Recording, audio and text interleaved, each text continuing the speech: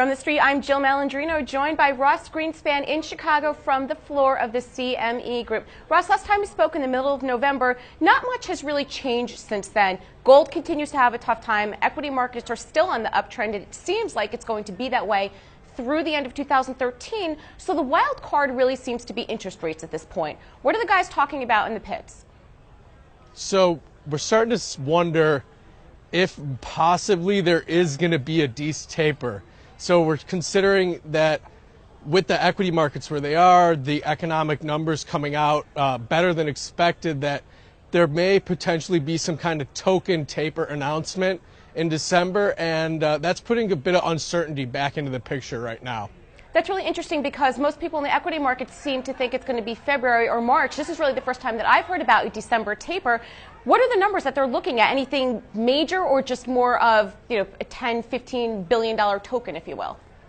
Yeah, it's exactly that, 10, 15 billion. And part of that has to do with the fact that equities are where they are. And like when we talked about it last time, I thought even a March taper was kind of, I was skeptical of. And so we're starting to see, okay, with the data that's coming out the rest of the week, how can the Fed even justify not tapering at this point is sort of the question that's being put on the table. And I think as far as gold is concerned, if you see the Fed say, no, we're not going to taper, we're seeing gold possibly set up for quite a nice short squeeze.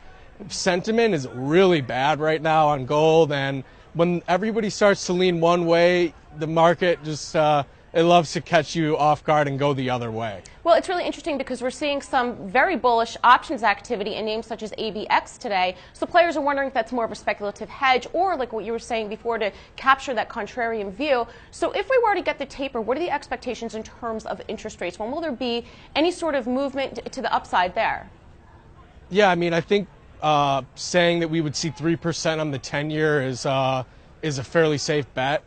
As far as into the beginning of the year, even that's possible, and then by mid-year, 3.25, even up to 3.5. I don't think that's unreasonable at this point.